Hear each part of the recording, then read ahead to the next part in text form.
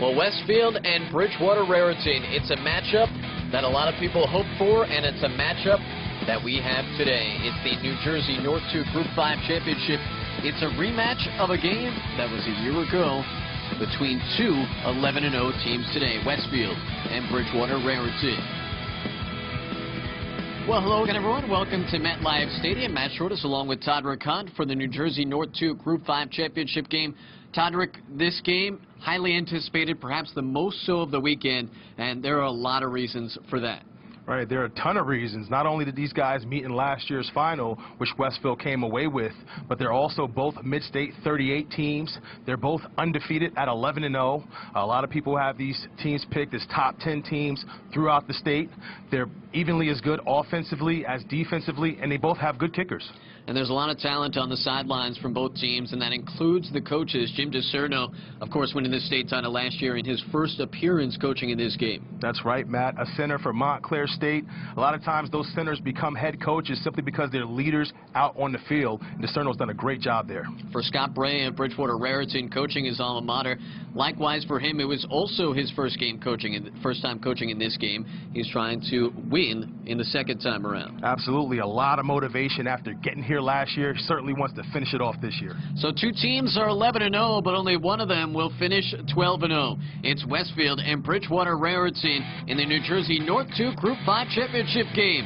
Kickoff coming up next.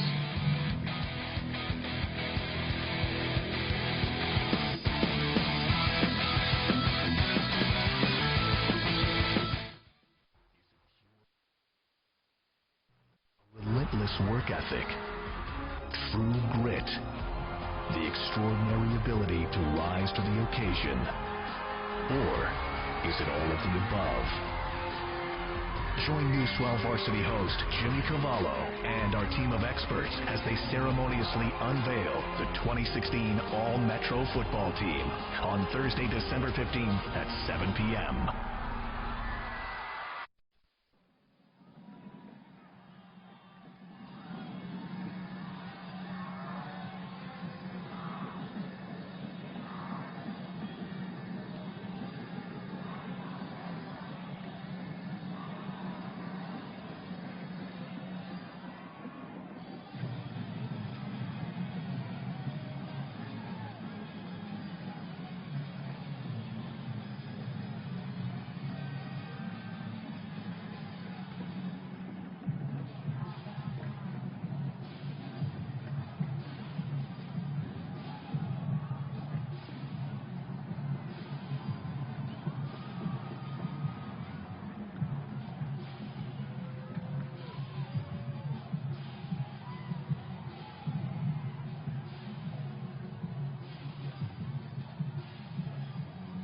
Ladies and gentlemen, at this time we ask everyone to please rise. And please remember to remove your caps as we honor America and those who protect it with the playing of our national anthem by the Westfield High School Marching Band.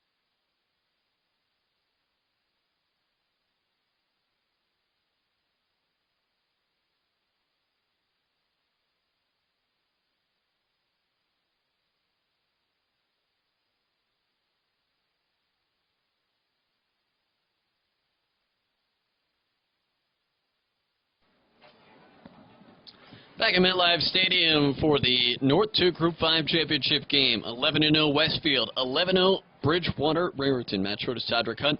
Now let's go down to the third member of our broadcast crew, and then it's Amanda Puglisi. Well, Matt, you know, we've been saying all day it's a rematch of last year, and it really is a true rematch because both of these teams are returning a lot of their linemen. And for Bridgewater-Raritan, the one thing that they're really taking away from last year's championship battle was the physicality that Westfield plays with. And they said, you know, last year we only really had the film and what we saw on paper, but coming into today, they feel much more prepared. Now, Westfield is a little bit of the walking wounded here. They've had some major injuries, and this really isn't the team that this coaching staff thought they were going to come into the season with. You have Kyle Shirk. He blew out his ACL on the 5th day of camp.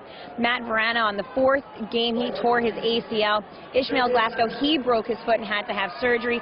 And Mike Moriarty, he's the most recent one to be bit by the injury bug. He tore his ACL in week 8. Now, we will see Moriarty. He will be kicking strictly field goals and extra points because he's going to need surgery on Wednesday. Thanks, Amanda. I know Moriarty was a game-time decision. They didn't know exactly what they were going to get out of him, but a big receiver for them, 300 yards on the season. You saw last year Westfield defeating Bridgewater-Raritan 10-7, third overall title for Westfield, and the first one for them since 1977. Bridgewater-Raritan still looking for the first title in school history, and we got a good crowd on hand today. Westfield will be the road team on the scoreboard. And I'll tell you, a lot of productivity lost for Westfield going into a big one. I know Glasgow was a game-time decision, hadn't played throughout the playoffs. They were hoping to get him back for this one, and him being out, Moriarty being out, it's a lot of productivity lost. This is the team that likes to really open things up and drive the football down the field, so we'll see how they're affected that way. You know, defensively, guys like Owen Kester will get after it with the pass rush. Bridgewater-Raritan, a complete team. They do a lot of things defensively. They're stout up front, so they certainly have a good shot here. Davidovich to kick it away. One of the better kickers in New Jersey, taking it the 15-yard line. Bounced out across the 30 to the 35-yard line. And that is where Westfield will take over. Got to wonder if that sort of squib kick was by design. I know Davidovich is a kid that normally puts that ball through the uprights. I actually saw him at a camp kicking the ball off the ground from the opposite 30-yard line and kicking that thing through the uprights. That's the type of leg this kid has. So Phil Martini leading Westfield onto the field. Very prolific passer, over 1,500 yards through the air this season. 22 touchdowns, 5 interceptions. And the give up the middle to the junior Wandre House. Take a look at our impact players today.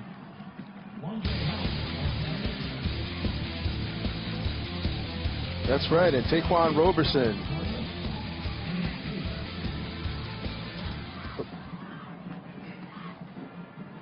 Martini and Kessler, big impact guys for Westfield. So after the pickup of 7, it'll be second down and 3. Left side again for House this time. They're saying he dropped the ball. Bridgewater-Raritan saying they have it, but our official is saying that he was down and that'll keep the clock moving. To the chagrin of Bridgewater-Raritan, who's rallying, saying that they got that ball. So instead, it'll be third down. Take another look at it. Tough to tell from that angle. Bridgewater-Raritan might have a case, though. Third down and 3. Looking at throw, nearly intercepted, and it'll go incomplete. Justin Bryant getting a hand on it for Bridgewater-Raritan. And I'll tell you, if he gets that ball in his grasp, you're talking about 6 points. Nothing but daylight in front of him, and the Jets logo. I'll tell you, Westfield lucking out so far on this drive. They sort of need to settle into this football game and get it going. Already down a couple guys due to injury. Maybe battling some nerves early as well. They've got to settle themselves down. So 3 and out on the first possession. And remember, this game last year was a low-scoring contest. 10-7 was the final score. punt looked like it hit a Westfield player in the leg before it could be fielded, and they will mark it at the 20-yard line. So that's where Bridgewater-Raritan will take over. And we'll get to see Atanasio, who's had a tremendous season, running the football, throwing the football, on punt return, does just about everything for this team to help get the job done. He's got a lot of help, a lot of talented players on both sides of the football, but he certainly is a guy to watch. Just shy of 1,000 yards through the air this year, 9 touchdowns, 2 interceptions for the senior who signed a letter of intent to play lacrosse at Rutgers. Empty backfield, Atanasio will take it and run left side. Westfield's got it snuffed out pretty well, but Atanasio able to end up getting up 3 on that run.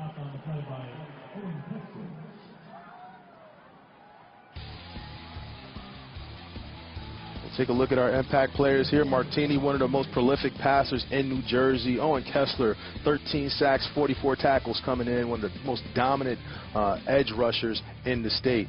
Nwankno, he really gets after it, gets over the top, makes a ton of plays.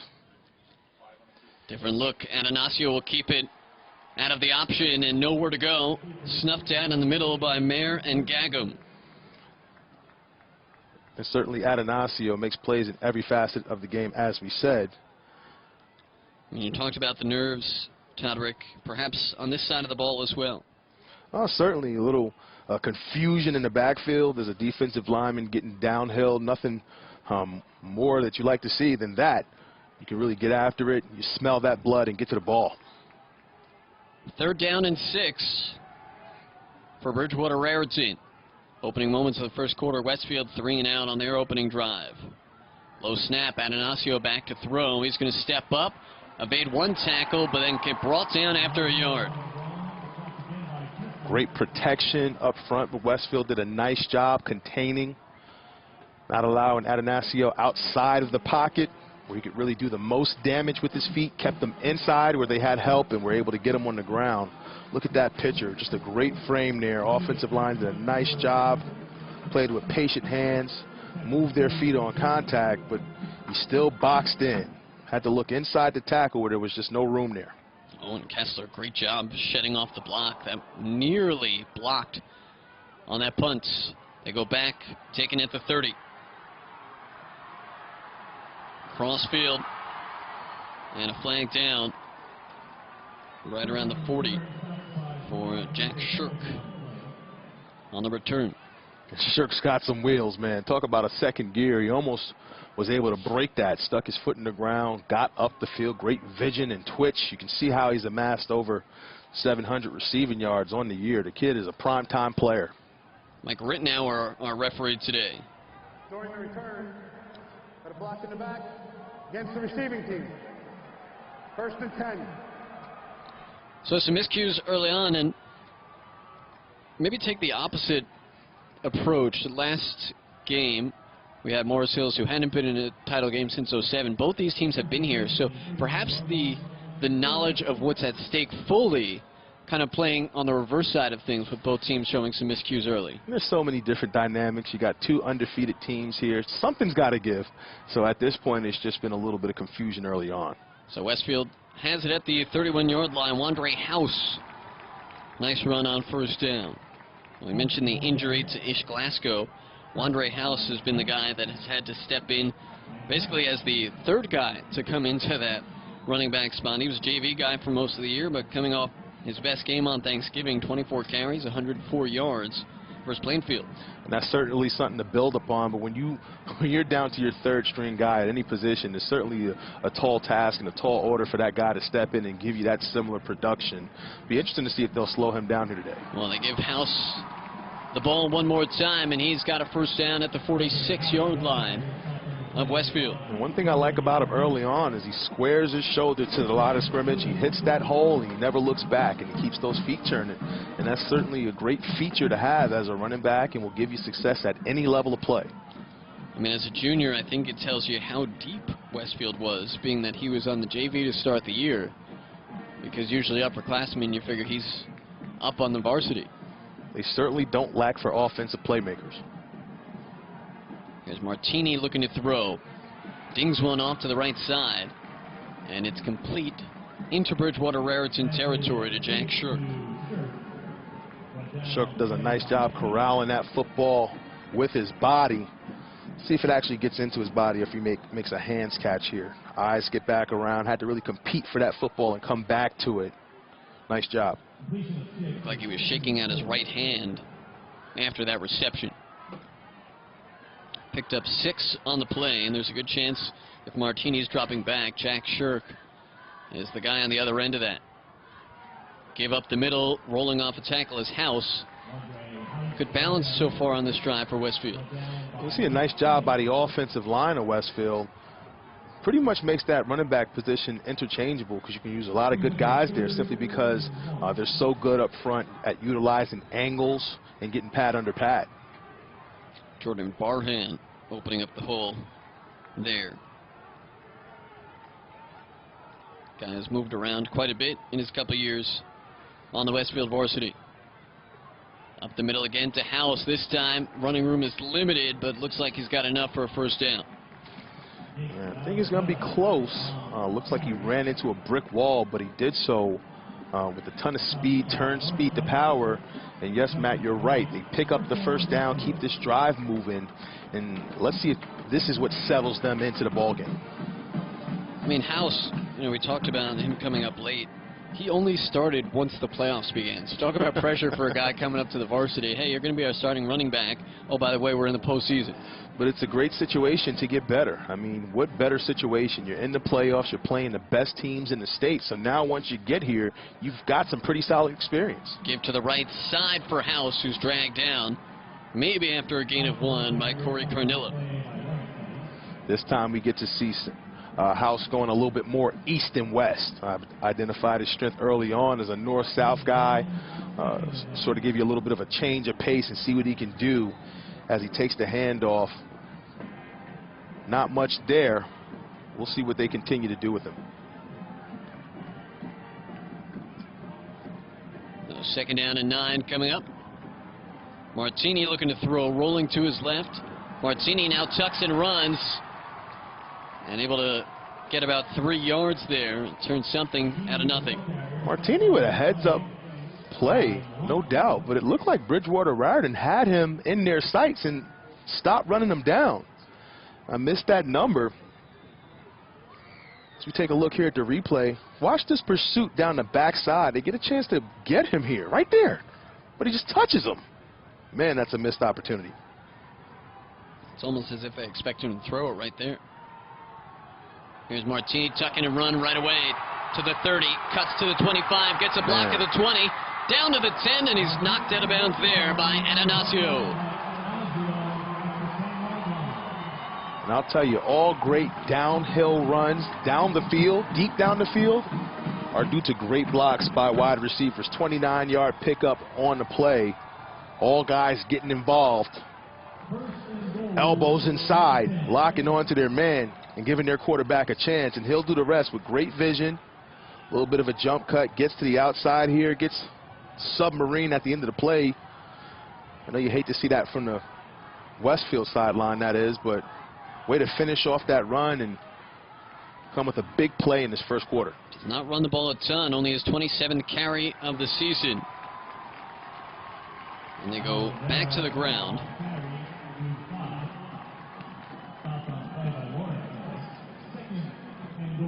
And another great run. Looked like the back was shot out of a cannon. Hit that hole, head down. Good vision, leg drive, explosion. That's power football.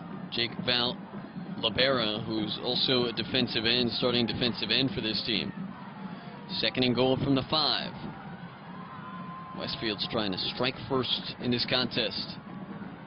The give to Val-Libera again. Val-Libera must be their red zone guy that they look to when they want to power that football. On short down and distance, red zone, goal line. But that's what you don't want to do if you're him. You don't want to look to make jump cuts in the hole. You're a big back. You're a north-south guy. That's your strength. If you're Bridgewater-Raritan, that's exactly what you want. The guy making jump cuts, going east and west. we can rally towards them and get them on the ground. 6'2", 210 pounds, a catcher on the baseball team for Westfield. Martini dropping back, plenty of time.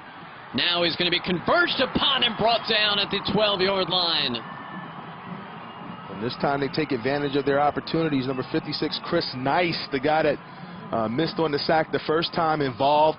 They had a party at the quarterback that time, multiple bodies. They're doing a nice job up front, getting penetration, rushing the passer. And right now I'd say they're starting to whoop on this Westfield offensive front just a bit. A loss of 6, and that'll bring up 4th down. It looks as though Westfield will kick. Talked about the kickers on these rosters. Both Division I caliber guys. Let's see what they can do. 28-yard field goal. Wow. Is up and good by Mike Moriarty. And I'll tell you, Matt, that's such a great weapon to have at the high school level. A kid that can put it through the uprights and get you 3. I mean, not only that, but he's got a bum knee. Wow. Tore his ACL earlier this season. He's out there kicking like that. Very, very impressive. So a 28-yard field goal with 1:58 to go. 2 of the top teams in the state, not letting us down so far. Good competitive start with some fireworks. This one starting off as good as advertised. Tough defensive battle last year, and it looks like it could be a similar type tone this year. Well, definitely a lift for the Bridgewater defense as it was 1st and goal from the 5, and they end up forcing a field goal. And they played tough. I thought that defensive line really got their feet up underneath them after a few downs, after getting gassed a bit early on. Got after it. And it looks like they'll be a problem for the duration of the game. They're getting off blocks. They're disruptive. They're tough. And for the most part, playing to the whistle, despite that one play where they gave up on the sack. The end-over-end kick taken at the 3-yard line. And across the 20 to the 21, but a big hit. Connor Scanlon holding on to the football. Talk about a high-speed collision. That's like just running into a wall. How about Ricky Tate getting up and clapping in the hands of the Westfield defense? I'll tell you, Ricky Tate's a player I like a whole lot. I think he's an FBS caliber guy and hasn't really gotten those opportunities or offers just yet. Leads this team in interceptions with 5. He's a playmaker on both sides of the ball. He's got a great wide receiver name also. Yeah. Oh, yeah. And Anasio will hand off to the left side. It's Uswick. Uswick with a hole, but a flag down. So he got 10, but we'll see if it will be negated. And you know it when you see those come down in that holding area of the field, that those players will be coming back. Well, it was marked at the 23, or that's where the marker was. So that would indicate that it'd be back at the 13-yard line. I say to the 14, not 13.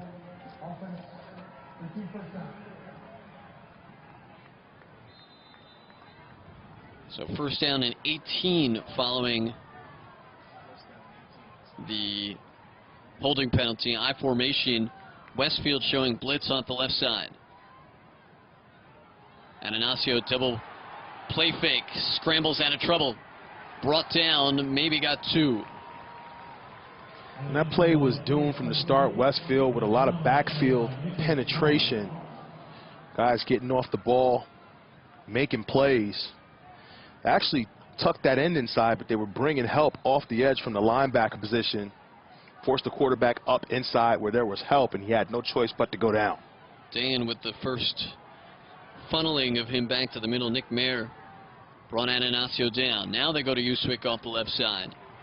And this Westfield defense has not allowed anything yet. And this is why you don't want to get off schedule as an offense. Meaning take a tackle for loss on 1st down, big time penalty where it's 1st and forever, because then you basically have to throw the playbook out and do unconventional things, things you don't normally do, and it leads to plays like this in which a defense is able to really pin their ears back and get after you. Westfield seems to really be settling into this football game. Defensive line starting to get off blocks, run around and make plays. They got a lot of athletic body types, guys that play till the whistle. So this will be an interesting battle. Both defensive lines seem to be winning their battles up front early on. 3rd and 12, Atanasio. He's got to cut back and brought down. Did the ball come out? It did. Still a battle in the bottom of that scrum. Westfield's got it. Oh, man.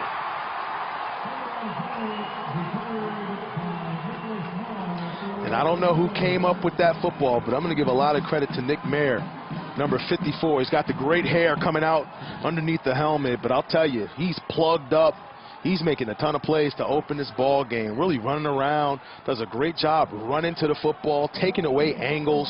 Just watch him fight off blocks, run it down, and force him inside. Does a nice job with his leverage, and then still gets back in position to get this football out the scrum at the end of it. I mean, just a terrific job pursuing, taking a tremendous angle as you take a look at that football rolling around there on the ground and those guys in that scrum. Well, 1 quarter in the books. Westfield already a 3-0 lead and looking for more after they cause the turnover.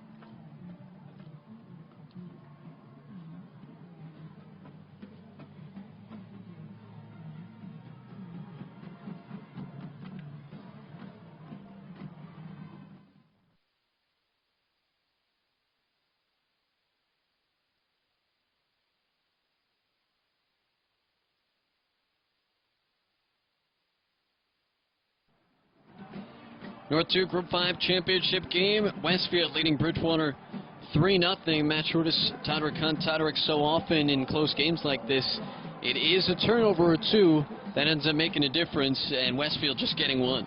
It certainly is, but when you have a defense that can really run, and I'll tell you, this Westfield defense looks really explosive. A number of guys can really get out there and run, take great pursuit angles, chase down the quarterback. Now Atanasio is seeing something he doesn't usually see. So great with his feet. Unfortunately there, coughs up the football and turns it over.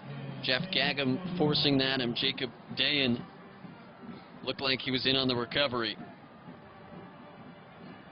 Gagum, 6'1", 245 defensive tackle, and his head coach says he's probably the strongest guy on the team. He's got a 500-pound deadlift.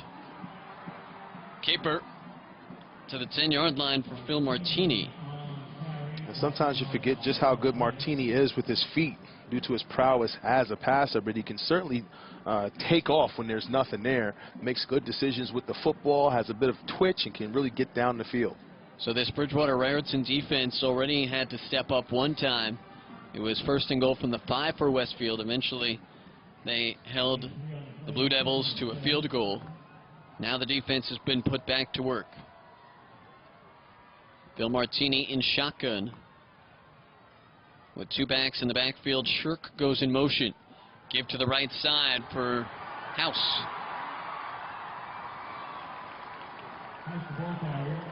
Andre House inside the 10-yard line. And we talked about House's ability to get north and south. Here they get him the football on a sweep. They get body on body to the outside, outnumber defenders.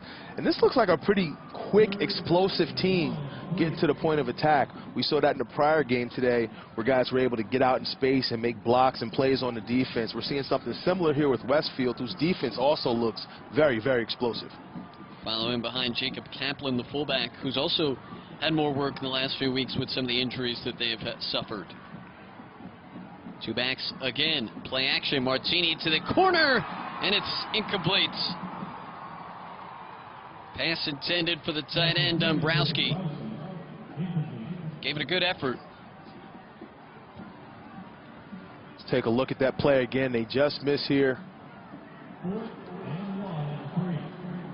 As that ball bounces off the intended receiver. Definitely had a chance there, missed opportunity. This is a tough Bridgewater D.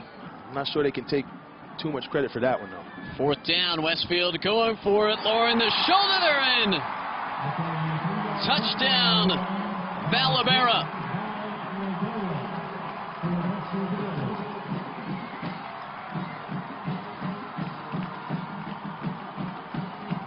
Again, we talked about Valabera being their short yardage guy, their red zone guy. They give him the football, and he's tough to stop because he's a big, strong guy with great leg drive, and he's not going to stop until the whistle blows. You got to do your due diligence to get him down on the ground because he's not going to do it for you. So that'll bring Moriarty on for the point after. Shirk the holder. Moriarty's kick is no good. But still, it's a 2-possession game, being that it's 9-0. And it's certainly uncharted territory for this Bridgewater D. They're only allowing 9.81 points per game throughout the entire year. And now they've given that up in the first quarter due to that young man right there. Does a great job getting north-south, barreling forward with power and finishing off the run. But this is a defense that includes 3 shutouts and 7 games in which Bridgewater-Raritan allowed 10 points or less. I mean, you got a guy like Ricky Tate with 5 interceptions, Chike Nwanko with 124 tackles, 3 forced fumbles, and 3 interceptions. Justin Bryant, 115 tackles. I mean, they got a lot of bodies out there, but they were completely outmanned on that drive. Well, it helps having short field for Westfield, for sure. The fumble by Atanasio, and the Panthers need some sort of offensive possession. They haven't gotten a first down yet. And the interesting thing, I mean, this is a Westfield team that's used to really throwing the football and putting a lot of air up underneath it. It's cool to see them in the red zone with those attitude plays and make the cognizant decision to pound the football and have success. A little dicey, adventurous play on that first one. Pyle continues to move. The referee has not blown the whistle yet. And now he does. At the 37-yard line is where the Panthers will take over. 10:15 to go in the first half. Down 9-0. And they've certainly got to answer back at this point. Had a great year so far. Have destroyed teams. They're deep, both sides of the football. They've got to find something offensively here. I formation. Atanasio will give to the right side for Uswick. And Uswick, trying to shed off a block, runs into his own man at the 44. Uswick showed some great explosion there. Getting to that edge, which wasn't set by the defense. Picked up as much as he could. So again, they stay with that I formation, that pro set, a receiver to either side. This time Uswick to the left side, almost broke off a big run, but an excellent open field tackle from behind. Between Uswick and Shirk, I mean, these are 2 of the most explosive guys in New Jersey. So each side has one. And they can both break big plays due to their explosion in their lower body. Watch that jitterbug activity you got going on here. The vision, that pop. See that little shoulder twitch? That's just enough to freeze those linebackers from being able to scrape over the top. To Uswick again. And Uswick, perhaps more so than anybody else on the Bridgewater-Raritan team, wanted to get back to this game. He's a guy that rotated through last year. Didn't start, but saw a good amount of time. And he was hurt towards the end of the year, so he didn't get a chance to play in this game. These 2 teams been on a collision course throughout the entire year. Both mid-state 38 teams, and the only possible way they would meet each other would be in the playoffs. Pick up a 1, makes it 2nd down and 9. Atanasio looking to run right away. Atanasio turns upfield, breaks through the secondary. Looks like he's off to the races. Wow. Nick Atanasio turned the corner and found the end zone. And what a magnificent run, a shot in the arm for this Bridgewater-Raritan team. And I'll tell you, that last jump cut is what makes him special. The ability to see that late, get across the defender's face, and take that football to the left side of the field was special.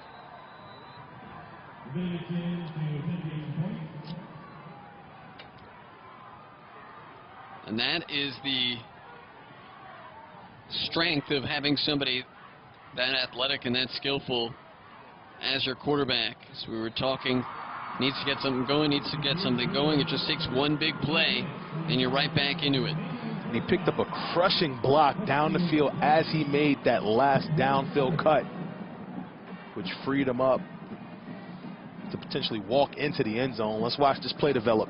They got motion moving to the right side. Look at that tremendous lead block as they completely wash the defense to the right side of the field. He finds something to the left side, sticks his foot in the ground, cuts back, makes this last defender miss, and he gets trashed right here at the end of this play. And Atanasio doing what he does best, running into the end zone.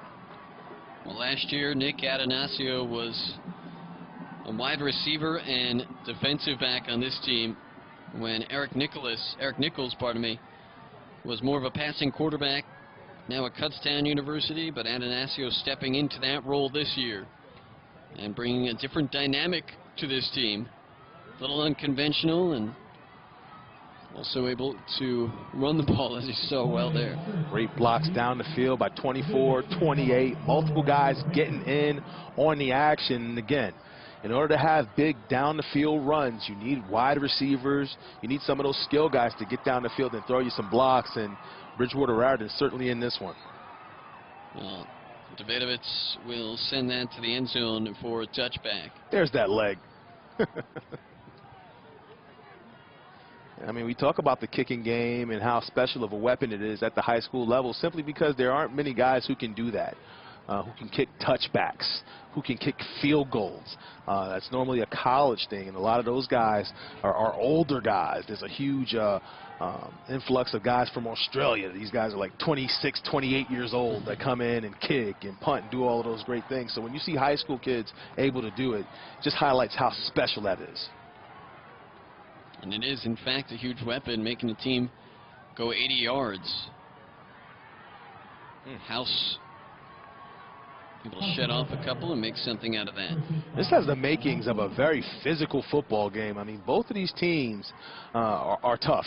You'll see nobody backing down, a lot of high-speed collisions and guys getting after it. Surprisingly, it hasn't gotten chippy, to the credit of both of these really great teams. But this is a great game so far. And last year, 10-7, we've already had almost that in the first half. So the offenses have come to play. They sure have. Pass downfield, complete to the tight end Dombrowski, and that'll be a first down out across to the 34-yard line. Dombrowski, one of many talented skill athletes on the outside. A little slide protection left, pick up backside, get the ball to your big target, finds a soft spot in the defense, gets his head back around, advances up the field to pick up that yardage after the catch. First and 10, couple guys in the backfield. They give this to House up the gut. See the efficiency which Westfield has moved the ball today. And there's just a lot of really violent collision that's happening down there in the trenches. Both of these teams going really hard to start this one. You see some good size and athleticism up front with that big Westfield front. But I'll tell you, this Bridgewater-Raritan defensive line is tough. And you get the two middle linebackers, Bryant and Nwankwo, 227 and 213 respectively. Wow. Another give to House. He's got to hesitate a little bit. Nowhere to go. Alan Choi getting there first. Gets a great fit. Shoots his hips on contact, uncoils, and takes down the ball carrier. Nice wrap on the lower body, not allowing the running back to step out of that one. So we'd like to draw it up. Oh, yeah. Make it every time. Third down for Westfield. Give to the running back. Wow. And that defense recovered well. Looked like they really had a full head of steam with some great lead blocking out in front on that jet sweep. Somehow Bridgewater-Raritan gets itself in position late to take away the big play. And for the second time, Bridgewater-Raritan thought they might have had a fumble recovery. And it looks like the ball does come out here at the end. Can't quite tell where the knee was when the ball came out. You certainly want to hold on to that thing. Don't put those plays in the hands of the officials. That's twice that Westfield almost got caught with a fumble. Directional kick takes a Westfield bounce, and it'll be downed at the 27 by Steve Barton. So 5:44 to go in the first half. And for the first time, Westfield gets stopped on the offensive side of the ball. Let's take a look at how these teams got here. And I'll tell you, Westfield has been absolutely on fire throughout the playoffs, but Bridgewater-Raritan really battle-tested, beating that Elizabeth team. Actually beat them twice this year. That Elizabeth team put up 42, obviously the prior week, on East Orange, who always has talented athletes. So certainly battle-tested up to this point, playing with a full head of steam. Something's got to give. Here's Ananasio looking downfield, just a little high for his intended target. That was Dan Ramirez. Ramirez got a fingertip on it. And I thought Ramirez stopped running. He stopped running, held out a hand there. I think if he looks to run up underneath that football, has a real good chance of being thrown open, and I didn't see many defenders in front of him. So he sort of slows up and puts that arm out, leaves his feet, as opposed to trying to run underneath that football and maybe lay out for it at that last second. Well, this guy who calls this stadium home, I think, has made some guys try that one-handed reach a little bit more. It's changing the game for the worst. And off to Uswick, up the middle. Yeah, since that Odell Beckham catch in his rookie year, you see a whole lot more guys at every level trying for that one-handed grab. Nobody wants to do it the conventional way anymore, get their mitts on it. But I'll tell you, man, they're beautiful when they work, but when they don't, they're missed opportunities, because you have a good chance of running up underneath those footballs with two hands. Gag him on that last stop. It's 3rd down and 10 for Bridgewater-Raritan after taking that shot downfield on 1st down. 0 for 2 on 3rd down conversions today.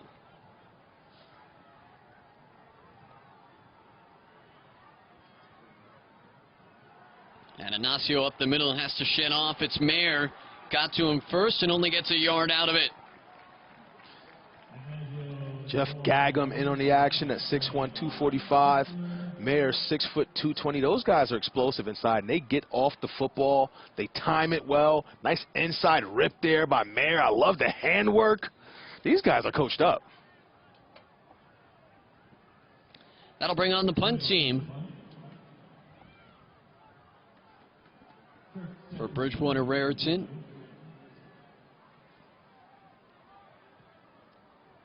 High and over-end kick.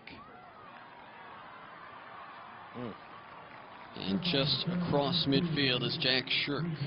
I'm not so sure I would even punt to that guy. I mean, he's so explosive, got that jitterbug effect, can find the smallest crease and exploit it. If he gets your coverage team going one way, sticks his foot in the ground, and goes the other way, you're in trouble, my friend. Well, Shirk lost his shoe. He shook himself out of his shoes. We'll see if he misses a snap or not. And he's going to stay on the sideline for this play.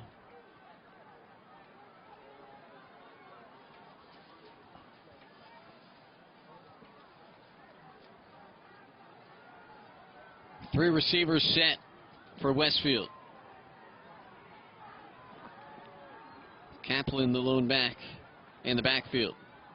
Man in motion to give up the middle to the fullback. Kaplan gets 8 before he's sent down. And Jack Shirk will return after putting that shoe back on. Nice execution from the skill in the backfield on that fake sweep fullback dive. I believe they confused the defense, and they couldn't identify who had the football. But that's because they sold their fakes. They went through the full progression of their fakes. Here's House across the 40. This Westfield offense so far, Todrick, in this first half, they've just had such good fluidity among them, good rhythm as they move the ball. Yes, yes. And defensively, they're really getting after it. I like what they're doing in the backfield. Again, we talk short yardage. They swap out. They put the big guy in. 1st and long. You see a lot of house. They've got a plan, and they're going out there and executing. Valabera will take it on 3rd and 1.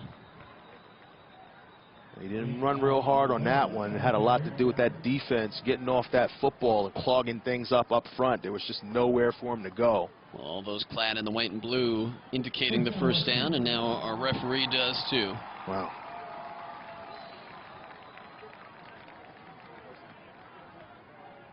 So inside 3 minutes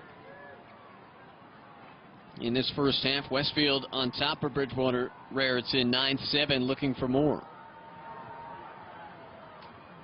Martini pitches it out to the right side for Valabera.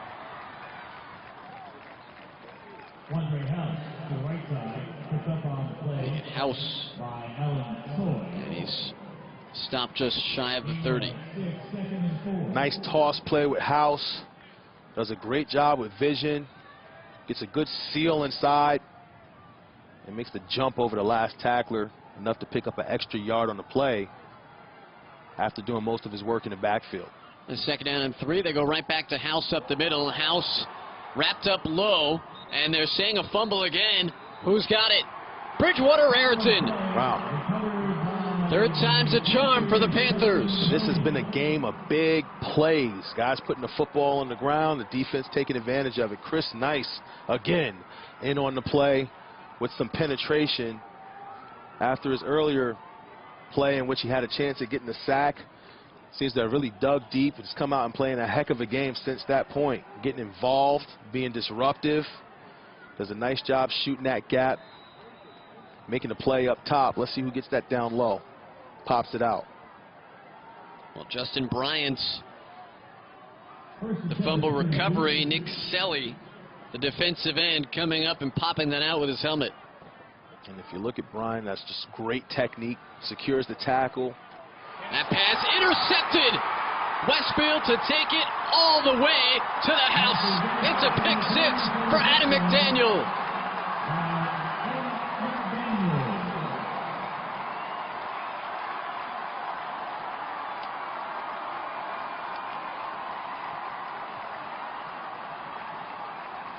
Again, this Westfield defense is explosive. They've got some explosive athletes at every single level of the defense. Defensive line, linebacker, and defensive back. These guys make plays and turn defense to offense, and that's the way you get it done. Getting your team some easy scores. You help out the offense and the team overall. Well, McDaniel came into the season as the 3rd wide receiver, and he's starting at cornerback because of injuries. And he comes up with a huge interception and a return to give Westfield a 15-7 lead with 1:50 to go in the 1st half. These guys have been remarkable defensively. Coming into the game, all the talk about Martini and Shirk and moving the ball and stretching the field, but it's been this defense that's really put their stamp on this game early on. They're playing hard, they're playing fast, and they're overall making explosive plays. Here you watch the defender sort of look down the quarterback, who sort of froze on a receiver, was able to jump that route and take it back in for 6. Just a tremendous play.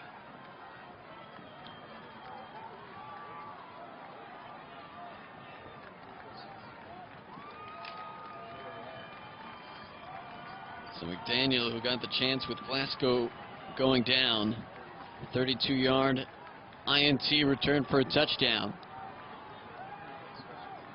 And the 2nd time that Westfield has been able to create points off a turnover. And after the pick, he turns into a running back, turns on his vision, has a lot of green field in front of him, never looked back, got over the end line, and that's a huge momentum-changing play for your team. The guys on the bench are super excited. It's a heck of a play. Tate was back to receive, but they don't give him the opportunity. Again, McDaniel, that big interception. Amanda Puglisi's got more on the junior cornerback. Well, Matt, you know, this coaching staff really thought that McDaniel was just going to play offense, but like you said, because of the injury to Ishmael Glasgow, he's been stepping up huge on defense. And don't forget, guys, last year he was out most of the year with a broken collarbone, so he's really making the most of his junior year on the field. That is an explosive athletic play out of that quarterback spot. Panthers go to the ground trying to string it out. It was Westfield, and Barton could not wrap him up, and a flag down late. Looked like a late hit along the Westfield sideline. And then another flag just coming down even after that. I don't think they were too happy with the first call. Looks like they may have picked up a second one. Well, with a minute 34 to go, you don't want to give Bridgewater-Raritan that much of an opportunity, and they might get a big boost out of those penalties.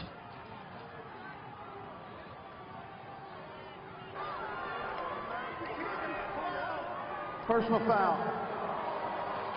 on White, hitting a player out of bounds. So that was the penalty, and that will move Bridgewater-Raritan into Westfield territory, and we'll see who it was against. The official wasn't sure. So I don't know if they gave that to Ben Kelly or McDaniel. But McDaniel was the last player to touch the Bridgewater-Raritan ball carrier. Man. And Ignacio brought down by Drew Ortiz. Ortiz, a guy, first-year starter. Came into camp with no guarantees and worked his way into that starting job. Timeout taken by Bridgewater. And again, we come back to this defense's ability to run. They fight off blocks, they play with hands, and just a great motor. A lot of them aren't the biggest guys. They're somewhat undersized, but they really fly to the football. And it's tough to find that at that level of the defense, especially in high school. Guys big and strong enough to take on the brunt on the leg drive from big, huge, oversized offensive linemen, yet fleet of foot enough to make plays over the top. And we talked about at times today a rematch of last year, Westfield winning. And talking to Scott Bray earlier this week, and he said we haven't really brought up last year. We wanted this team to kind of have its own mark, this team to have its own remembrances, and we didn't want to put a whole lot of pressure on them. And as a result, obviously they've gotten back here, but focusing on this as a completely separate year. And I don't know if I buy that, but it certainly sounds good. So they have not brought up the R word in revenge. And Ignacio again, nowhere to go. Another explosive play from this Westfield defense. They get off the football, they get into those gaps, and they bend down the line searching for that football.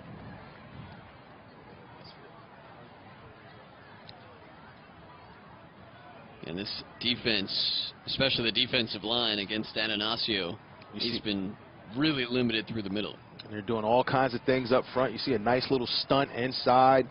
They got a little D-tackle, linebacker stunts, doing a little twists and turns inside.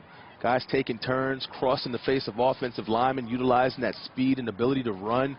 I mean, these guys are all over the place.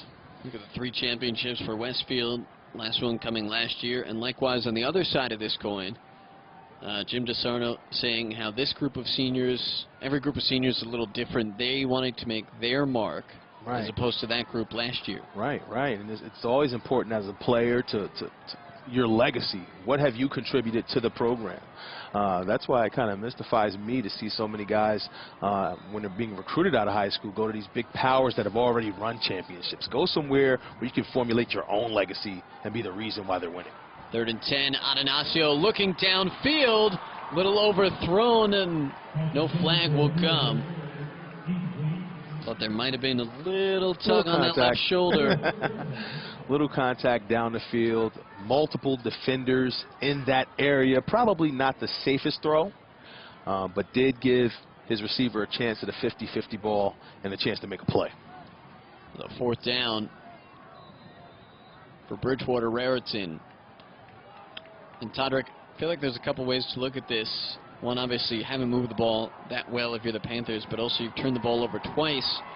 That being said, still only down by 8. Right. Potentially, as you head into the locker room. They're going for it on 4th and 10, right around midfield.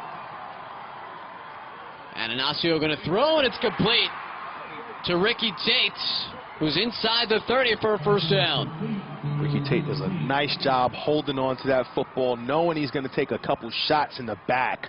Just rolls off the contact, picks up an additional yard. See Westfield stringing this play out again. Talk about those defensive linemen who can run. Did a nice job there. Atanasio keeps his eyes down the field, locates a receiver who had mirrored him to that point, and lets that ball rip. Panthers have one timeout remaining, but more importantly, a fresh set of downs. Atanasio trying to move downfield, and he's stripped again. Stripped. Man.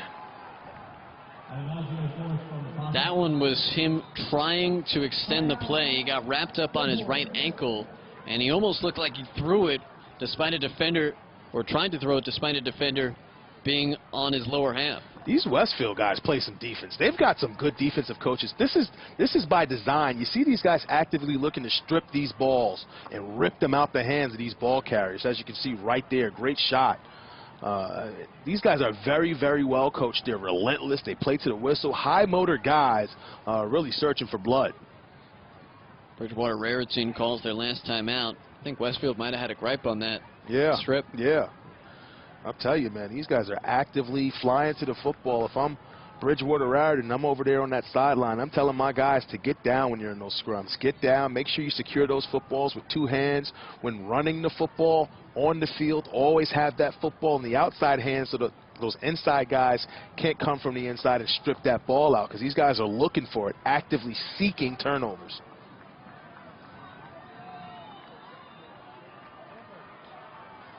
Second down and 10, 27 seconds left in the first half.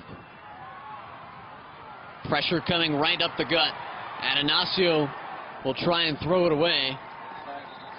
And a flag down. And they held Jacob Dayon as he was in pursuit off that right edge. Had a chance to make a play. I think Westfield was trying to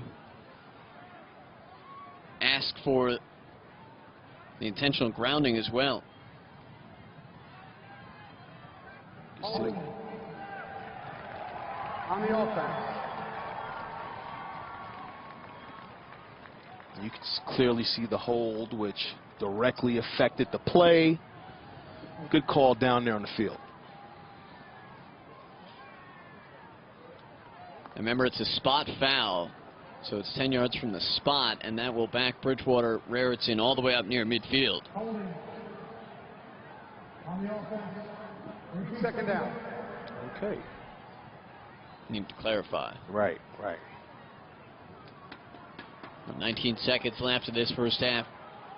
Panthers will take a shot downfield. Atanasio standing in the pocket, bombing it deep for Tate, and it's intercepted again. Second interception that Atanasio has thrown in this first half, and the second time for Adam McDaniel to come up with it. And he had Tate. Tate had his man beat, but the defensive back cut up underneath him. Did a great job tracking that ball. Had a better jump on it than Tate did due to the angle in which the ball was thrown. Was able to cut across his face, get great body position, and get it at its high point. Watch the concentration. He's looking back at it, times his jump properly, cuts off the receiver from making the play. Tremendous job. So Adam McDaniel, again, as we talked about, who was not really high up on the depth chart on the defensive side of the football, has 2 interceptions in the state championship game in the first half. And you just feel like this Bridgewater-Raritan team has had so many opportunities, and they're right there. They're right there with this Westfield team. But they've got to start taking advantage of some of these opportunities, finishing some of these drives, and stop turning the ball over. 3 turnovers for Bridgewater-Raritan in the first half, and it spelled a 15-7 Westfield lead.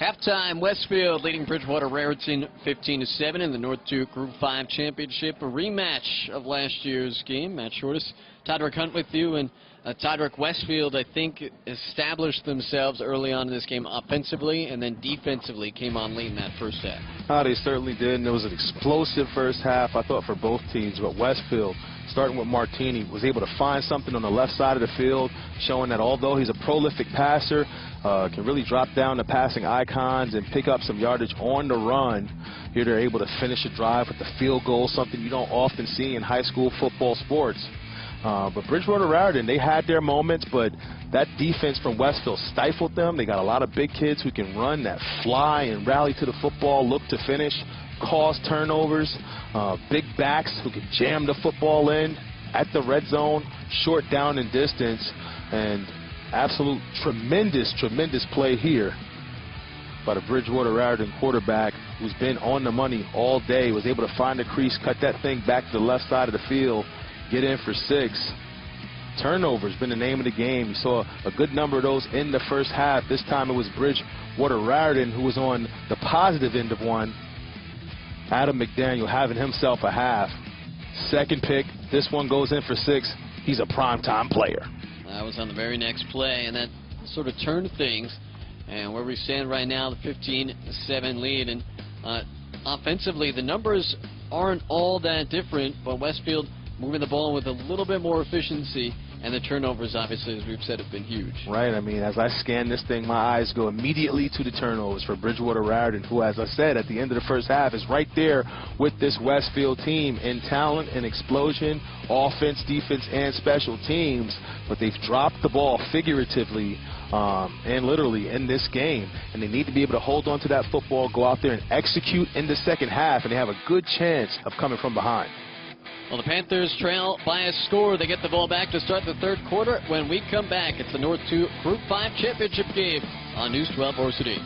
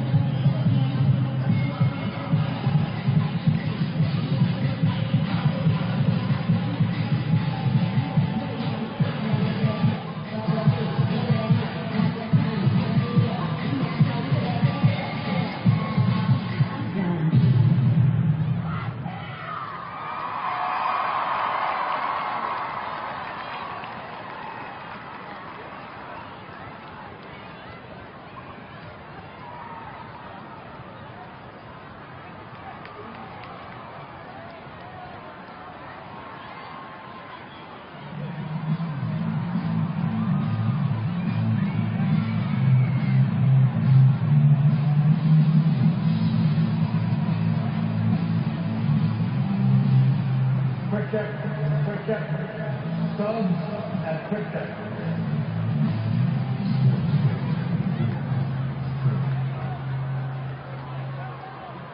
I was going fast. Reese made me fast. I thought I could jump. Reese brought me to the How is it always safe? Gracie made me lightning fast. Strength was never my strength. Reese changed the game.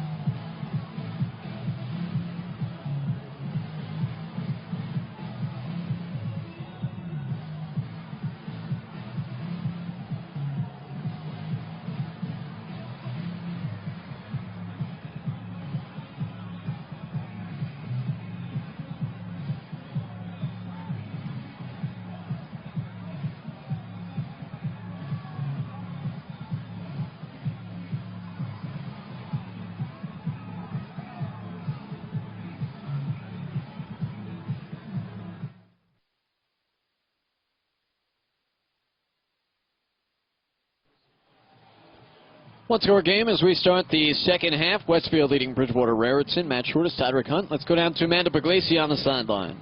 Well, Matt, you know, this Westfield team is a team that has always prided themselves on defense, and the fact that they were able to hold Bridgewater-Raritan to just 87 yards offensively. When I spoke to Coach, he said, listen, it's no secret. We just have to tackle. We're doing a great job tackling, and of course, we've been talking about Adam McDaniel. He has just come up huge for this Westfield team, really lifting the defense.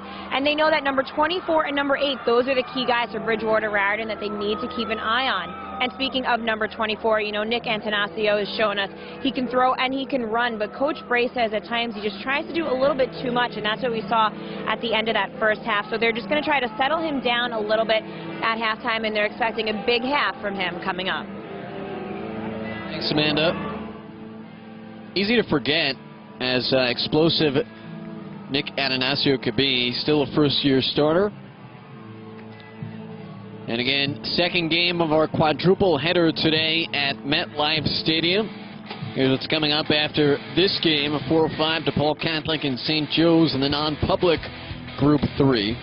And then to cap off the action at MetLife on a Saturday, it'll be Old Tappan and Riverdale in the nightcap. And every single New Jersey State Championship game on News 12 Varsity, whether it's here, whether it's Rutgers, or whether it's at game, we have it for you, wall-to-wall coverage. Just about ready to kick it off in this third quarter. And Bridgewater-Raritan will receive to begin the third.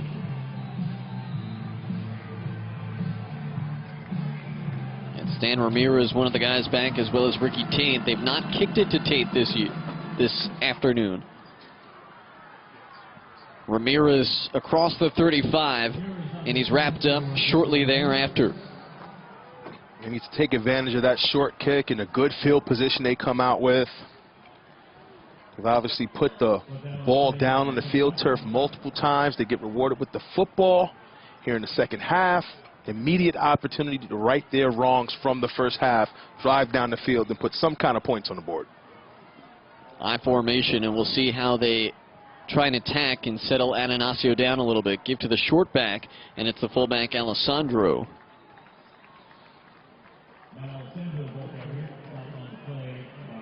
Fullback who can also run the football well. And the drive chart for Bridgewater-Raritan. They've certainly been up and down throughout the game. More down than up. Punt, fumble. Another punt in there. You know, longest time of possession, 1:50. That's usually not a recipe for success. It'll be interesting to see those halftime adjustments, what they look to exploit here in the second half. Not a whole lot of openings in the first half with that Westfield defense flying around. We talked up that defensive line, linebacker core, and those defensive backs. Those guys really got to the football. Maybe they find a way to utilize their over-aggressiveness to kind of trick them, beat them backside. Bridgewater-Raritan has not converted a third down as of yet today, and it's going to stay that way. Quickly to the football, they drag down Uswick, and he's got nowhere to go. Connor Scanlon in among the tacklers for Westfield. Scanlon does a nice job setting the edge there, getting outside to make a play with ferocity. And Bridgewater-Raritan looks like will be forced to punt. Shea Elliott there as well on the stop, and it's Shirk, back to receive.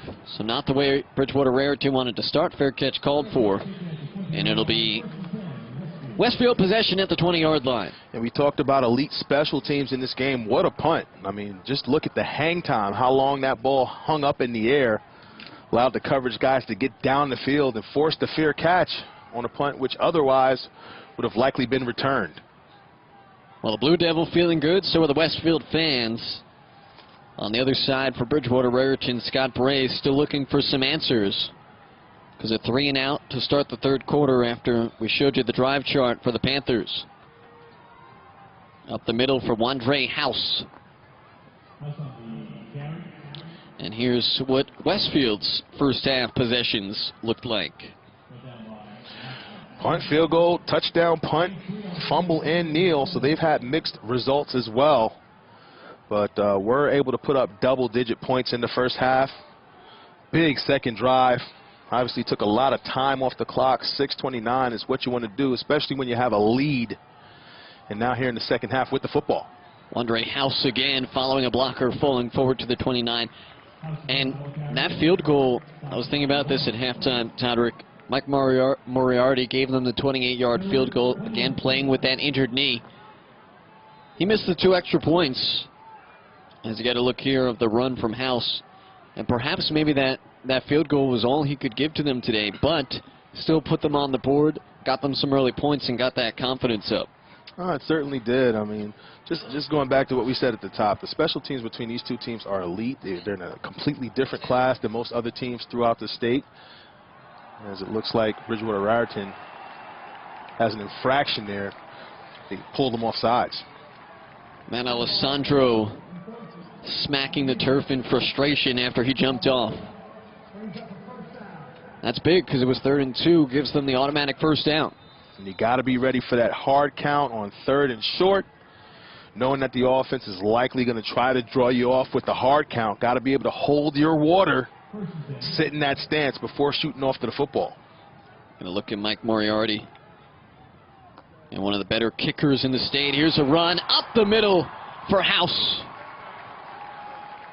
Wandere House broke it outside and picked up 12. No mistake in what they were trying to do there. They go strong right with some extra big bodies on that side.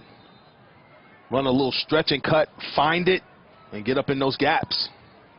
I mean, how about the story of this team, Todrick, being a couple of guys who stepped in because of injuries in House and McDaniel, and they have had their fingerprints all over this game.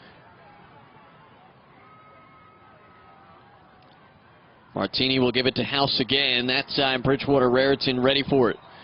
And you would think by watching this football game that their strength is ground and pound and really looking to run the football when they're really more of a fireworks type offense, utilizing their outside playmakers, stretching the field, driving the ball down the field and scoring quickly. So they've sort of adapted and made what maybe wasn't necessarily their greatest strength, something that's really shining through in this football game, starting to realize that they can win some of those battles up front against the Bridgewater-Raritan defensive line that's pretty highly touted.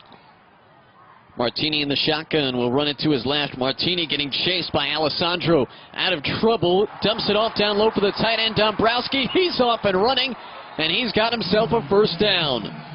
And as a defensive coordinator, you hate those type of plays where you have just about everything covered, but the quarterback finds some wizardry, finds something on the backside. You miss a tackle, and all of a sudden it turns into a big play for Westfield, who's off and running in the second half. Well, excellent job by Martini to extend that play with his feet. And also by Brett Spass, the right tackle, through an extra block just at the end to give Martini a little extra time. The give to House, who dances at the line of scrimmage and goes nowhere. Great surge by Raritan, getting off blocks. They timed that snap perfectly, had about 3 guys in that gap to blow up that play. Great leverage. And Kyle Dombrowski, meanwhile, the tight end for Westfield, committed to Denver, and Bill Tierney to play lacrosse. One of the premier D1 lacrosse programs. 2nd and 10 from the 40. This one wung out on the left side, a little wide, as they were looking for Fusillo. Ball was wide. Looked like a little bit of early contact there, but I guess they could deem that ball was an uncatchable ball. Now big down for both teams. 3rd down and 10 for Westfield. And again, as much as Bridgewater-Raritan has struggled in this game, it's still just a one-possession game. They're right in it. They're right in it. If they can just clean 1 or 2 things up, they have a chance to go ahead in this ball game. They got to find it here. They got to get off the field defensively. There's Martini with a man in motion. Martini will try and run, runs into his own man, and then gets stuffed after a couple. And that's an interesting play call on 3rd and 10. If you're Bridgewater-Raritan, you're certainly thankful for it. You're able to come up with a big stop and get an opportunity to get this ball back.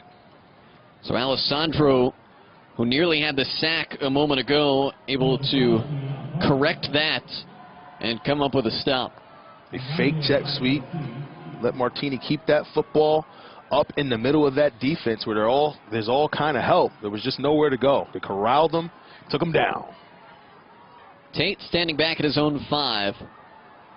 And they'd rather just kick it out of bounds. Again, no opportunity for Ricky Tate to return so far. And they've done a good job with that, keeping the football out of Ricky Tate's hands. He's a big-time playmaker, and once he gets a full head of steam, it's hard to get him on the ground. So you kick that ball away from him. Don't give him any unnecessary opportunities. Well, Scott Bray said his numbers are a little bit down this year because last year we had more of a pocket passer, true quarterback. Atanasio obviously has been very good this year, but a little bit more of a rusher. He feels Ricky Tate could be a D1 level football player. Give to Uswick. Oh, that's a great play.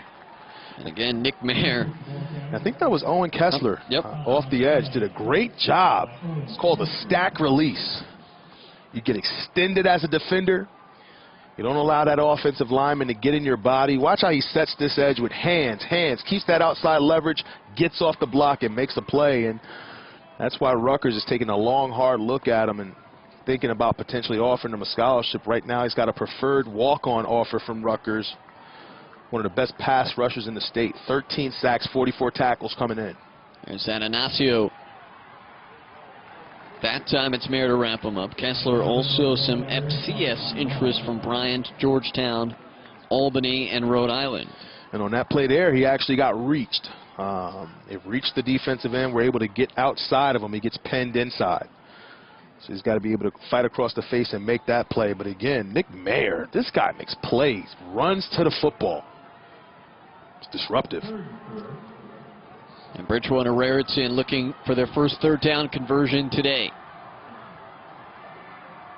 5 wide receivers in an empty backfield. Ananasio, a chance. Ananasio across the 30 and just squeaks out a first down.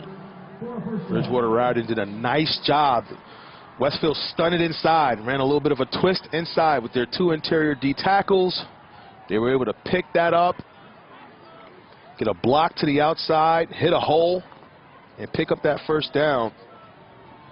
Ananasio is going to really be called upon in the second half if his team is going to win this game. He's got to play big, make some big plays in multiple facets of the game. I mean, a huge boost at the very least. You give your defense a little bit of more time to rest, and Ananasio gets hammered from the side by Goggum. I'll tell you, man, this Westfield defense fills quickly. I mean, it can look like there's a hole, and they just shoot in and blow up plays before you can even see them. Look at this. It looks like there's a hole there. Do a great job getting there, getting up in there, taking away those opportunities. Multiple guys on this Westfield defense making plays. And so far through this game, they have won the battle at the line of scrimmage on both sides of the ball. Jeff Gaggum, the other inside guys. Those 2 inside guys for Westfield have dominated this game so far. Ananasio wanted to throw, pulled it down, and he's dragged down as well. Who else? Gaggum again. I'll tell you. And Gaggum's got the gag on because they're completely shutting down this Bridgewater-Raritan offense. Getting after it. Watch how these guys fight off blocks, find angles, and then they're relentless to the quarterback. They don't give up on plays. High motor, high intensity, tremendous athleticism, and the ability to finish in the backfield. Also a basketball player at Westfield. We mentioned his strength, a 500-pound deadlift. He's got a 270 hang clean. Ananasio plenty of time to throw, looking downfield. Now he turns, tucks, runs upfield, cuts it back inside, across the 40, first down, still on his feet, and slides down past midfield. So Nick Ananasio, both the good and the bad with number 5 at quarterback. That is the second time that he made a cut that I'm just floored by. And late in the run, his late downfield vision is phenomenal. And great job up front by the bigs for Bridgewater-Raritan, keeping them clean. Westfield, again, had run a stunt inside, a little bit of a crossing stunt. They're able to pick that up. They picked it up on the outside. Quarterback does the rest. Great vision to the left side of the field. And that last subtle cut was something special. Give to the fullback, Alessandro, who leans forward, gets a couple. And that's the thing for Bridgewater-Raritan. Every 10 plays or so, maybe Ananasio could break off one of those big runs. They need to find a little consistency between those. And I was thinking the exact same thing. Consistency in the offense. They're getting big plays here or there, but that's not going to be enough to beat this Westfield defense. They're going to have to find some consistency. They're going to have to more consistently win up front on these drives. But it's been a really nice battle up front with that Bridgewater-Raritan offensive line starting to join the party a bit. 2nd down and 8 after a 2-yard pickup. Ananasio will take it to the right side, sealed off on the edge by Kelton, and dives forward for a few more.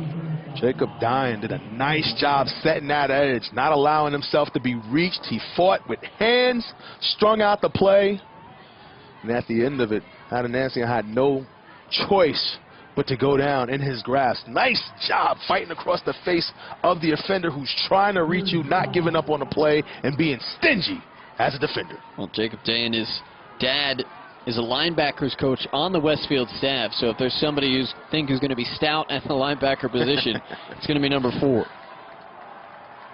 Both of those third down conversions coming on this drive. Westfield showing blitz, the give up the middle to Uswick, and some good power running from number 24 in black. And that's an attitude carry. Sometimes you need to go away from all the fakes and all of the cute stuff and all the east and the west and say, you know what? We're lining them up. You know exactly what's coming. And what are you going to do about it? Nothing. He took 3 and 4 guys with him. From the 35 now, they go back to Uswick. Uswick again lowering the shoulder. Lowers the boom, shows he's not just a twitchy guy that can make plays in space. He's finishing off the run, getting great leverage, running through tackles. It's an impressive young man. Well, Scott Bray says this year he's become a much better north-south runner, and it helps when you can attack physically like that. And I'll tell you, Zach Maceo, great block on that left edge, setting that edge. Now they get him to the outside with a pitch, and he's in a good rhythm now. Another first down for Bridgewater-Raritan. And I'll tell you what, Bridgewater-Raritan is really establishing themselves at the line of scrimmage. They're winning now. They're winning these last 5 or 6 battles up front. Guys are getting in the pads of these Westfield guys who are undersized. So now they're utilizing their strengths against the strengths of this defense. It seemed like that last big run by Adenasio kind of broke some stuff loose for them. But now Westfield steps up and they drag down Uswick for a loss of 2.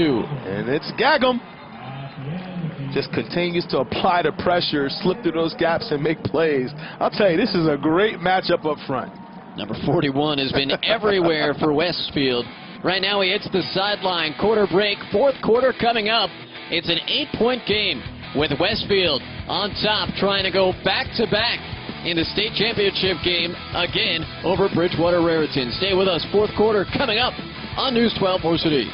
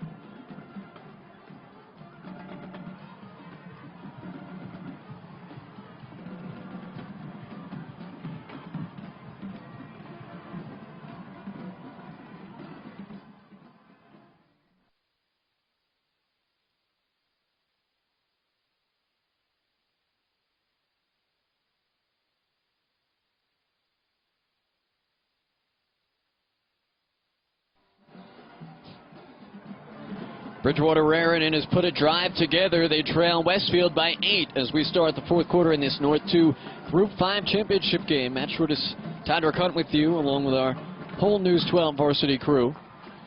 And it seems like the tide sort of started to change on this drive with the offensive line play of Bridgewater-Raritan. Guys are really getting into the bodies of these Westfield defenders on this drive. Now, can they finish off the drive with points? Something that they haven't been able to do up to this point consistently enough. Longest drive time-wise by far for this Panther team today. Play action with Adenasio as Tooney turns around, 2 white jerseys in his face, gets it off, has a receiver to the sideline. It's Uswick, hurdles into the end zone, touchdown! Man! David Uswick coming back, Adenasio finding space, and they connect for 6. And those are the plays that kill you, absolutely kill you as a defensive coordinator. You've got everything covered, and the wizardry of the quarterback shines through. He finds a way to evade 2 rushers, slip the football through into the flat to a receiver who has not very much going on in front of him, gets up the field, picks up a block down the field. Just a tremendous, tremendous play. And now the Panthers at least look like they were going to go for two. Still deciding right now. Just watch how this play develops. He doesn't even see these defenders because he has his back turned. At the last second, he's able to spin out of that contact, run out of the arm tackle, deliver that football to the flat to a receiver who's wide open. Again, picks up that downfield block down the field before getting to the end zone. And that's just a beautiful way to put 6 on the board. Well, they were trying to get on the same page. So they take a timeout. Scott Bray will talk to his team, and you think the logical thing to do here would be go for 2. Yeah, you would think so. I mean, you hate to be in position to play catch-up, but if you can get it all here in one shot, I think you have to take this opportunity to knock this game up. You haven't really been able to move the ball effectively throughout the game, so who knows if you'll get back here again in this football game. Take the points now. The longest drive, both yardage-wise and time-wise, for Bridgewater-Raritan to bridge the end of the third and start of the fourth quarter. Now, if this were Pop Warner or youth football in which you get 2 points for actually kicking the ball, it worked out nicely for both of these teams who have great kickers. But I think you got to come out and get 2 here, no doubt. They have Tate isolated to the near side. Only receiver in the set. Uswick in the backfield with Ananasio. Let's see if they throw the fade here. Ananasio to his left, out of 1 tackle, and he's stopped at the goal line. Man. Westfield holds on to the lead. And when you come out in that type of formation offensively at that down and distance, at that point in the field, the offense has the defense thinking fade route. We got one guy isolated far to the outside, our best playmaker. Have you thinking we're going to give him that one-on-one opportunity, but no. Now we run away from that to our strength where we have multiple bodies and we're looking to outman you at the point, but great flow by this Westfield defense that stretches out this play. And they're able to kick him inside as he tries to stretch out for the goal line. That ball actually falls into the end zone, but he's not with it at that point. Great play by that Westfield defense. So Westfield, whose defense has been tops today. They gave up the touchdown, but they still preserved the lead with a stop on the 2-point conversion. And that 2-point swing now comes into play really big because of the kicking ability that Bridgewater-Raritan has. But you play into Westfield's strengths when you try to run stretch plays against them. That's what they do well. They run well. They run over the top of plays really well. I would have taken the shot with the one-on-one to Ricky Tate and threw the fade route. They didn't elect to do it, and Westfield able to converge on the ball carrier and stop them from making a play. Kudos to those guys. Tremendous play. 2 top receivers have been severely limited today, both Tate and Jack Shirk. And Steve Barton will field that in the end zone, and it'll be a touchback.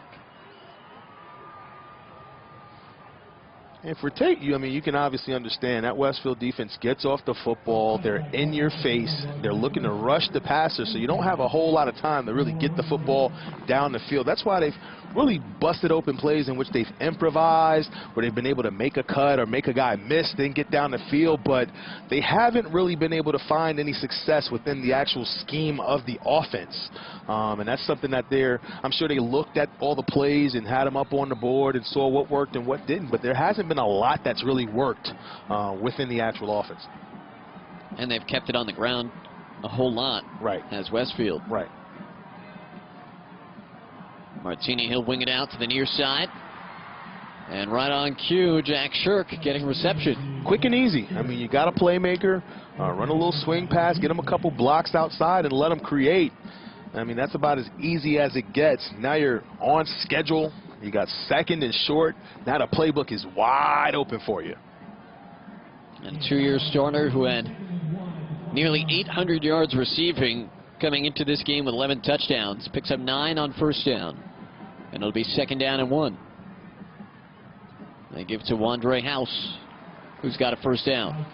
And they get the first. But I've always really liked to stretch the field. If I get a second and first, I look at it as a free down, free opportunity to stretch this defense out, because everybody is thinking the run. They're going to go pick up the first, run a little play action and beat the team over the top. It's not what happens there. Westfield takes the first down, which is the safe play, and they keep this drive moving.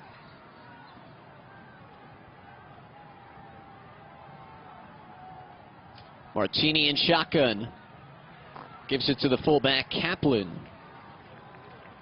And again, Kaplan, a guy that has run the ball more over the last few weeks with some of the injuries that they've had. Ish Glasgow, their leading rusher, 104 carries on the season, broke his foot. Mike Moriarty, Matt Verano, all guys who have missed time, as Amanda Puglisi documented at the top of our broadcast.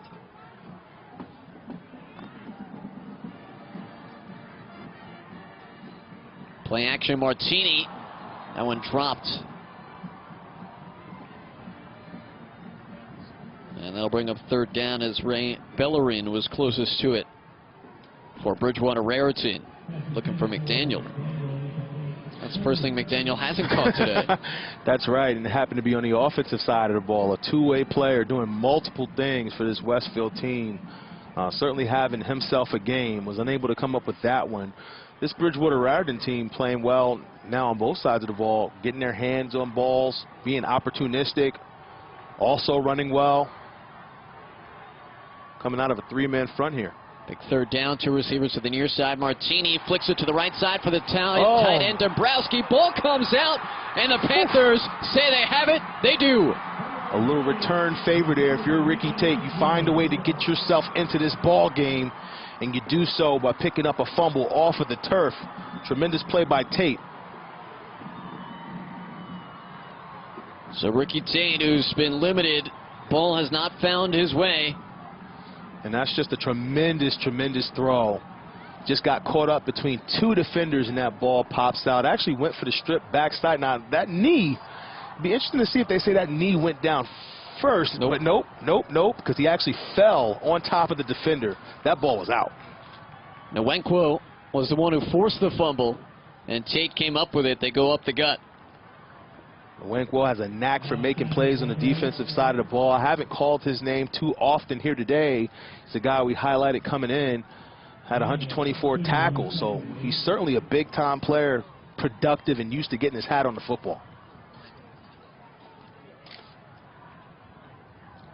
It will be interesting to see where Bridgewater-Raritan would feel comfortable kicking a field goal, because they say that Justin Devanovitz has 50-yard range. Incomplete pass intended for Uswick, led him a little too long.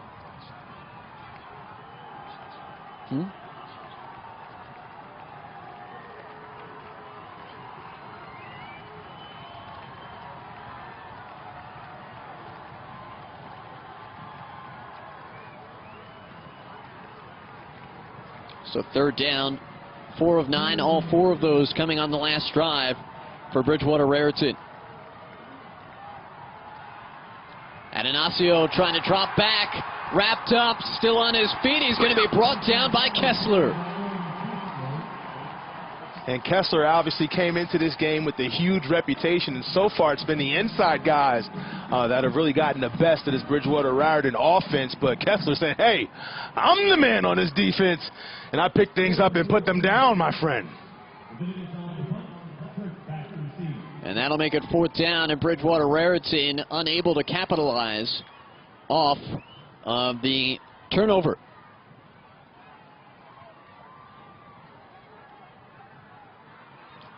Oh. Well, did they signal for a fair catch? I missed the signal. And Westfield's Jack Shirk trying to argue that he did signal. Either way, it'll be Westfield ball at the 23. This Westfield defense has been strong today. Amanda Puglisi's got more on them. Well, Matt, you know, this Westfield defense, it starts with Owen Kessler, and it all starts in practice. Coach DeSarno says Kessler sets an example like no one he's ever coached. And, you know, he's just the kind of guy that makes all of his players around him better. And it's guys like Jeff Gagum, Nick Mayer, they all follow suit. And in practice, when the defense picks up the intensity, their offense really has no other option but to pick it up as well. And there's one thing every day that Coach DeSarno knows, and it's that Owen Kessler is going to outwork everyone in practice and in a game. Thanks, Amanda. Westfield back to the offense for the moment. And Wanre House bringing it up the middle.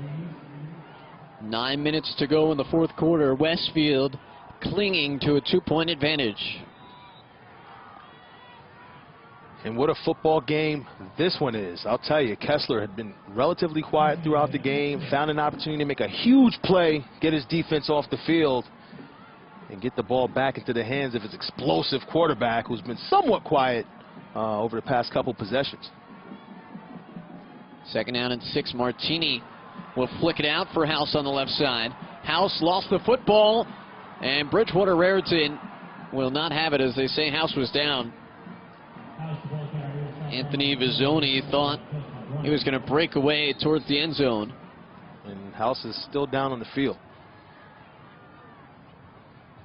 That was sort of a strange way that play ended, as he was trying to hop over almost his own teammate. He fell awkwardly. He has a habit of finishing off the run with a hop, trying to hurdle over guys, and it looks cool, but unfortunately can be dangerous. Looks like he hits his head on the field turf at the end of it. Didn't quite get to come down on anybody.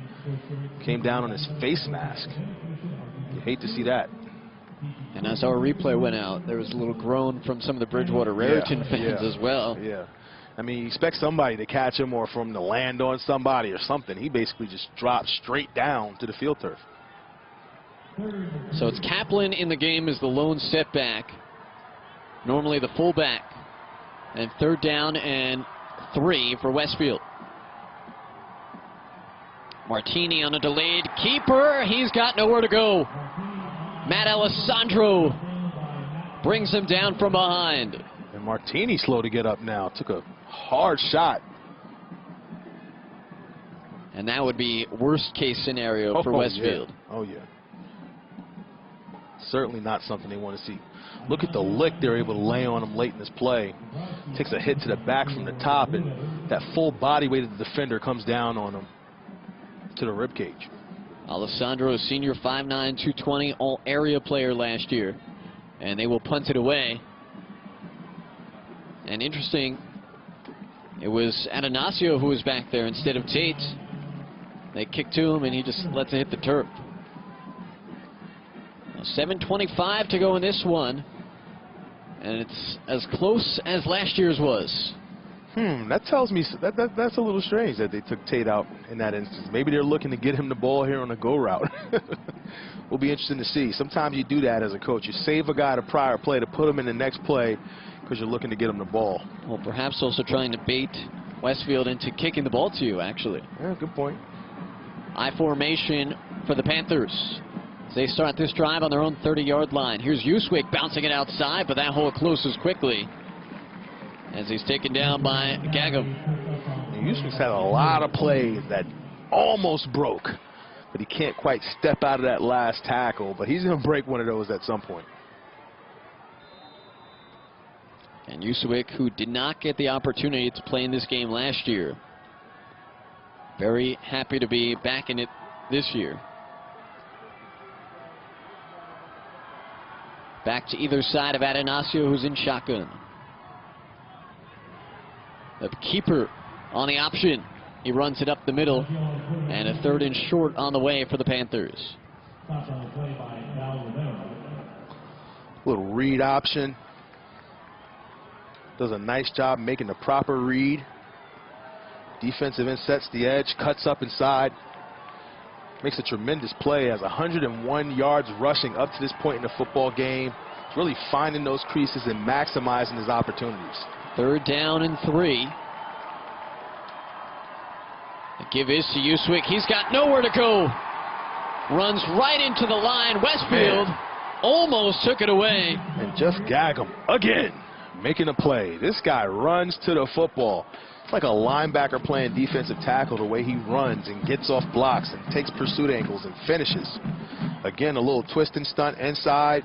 Ball carrier runs right into his arms, and You see that strength, that explosion, and that power, that speed to power to engulf the ball carrier and not allow any positive yardage. And how about the wherewithal by Dayan, who comes around to the other side and says, I'm just going to try and rip it out. I know you've already got it contained. And they stripped that ball at the end again.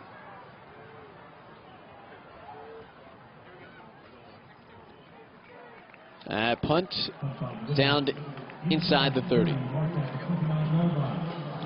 And last year we talked about it, this a rematch, and it was Westfield 10-7.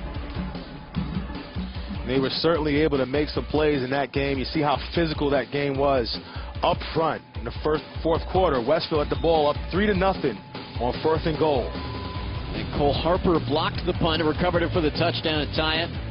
And then the ensuing onside kick would go out of bounds. Was certainly eventful. Ball ends up out of bounds. Westfield secures the victory 10-7 in a hard-fought contest. And Westfield back to it up the middle. And it was Kaplan. And we're keeping an eye on Wandre House, who went down with that injury a moment ago, has not come back yet.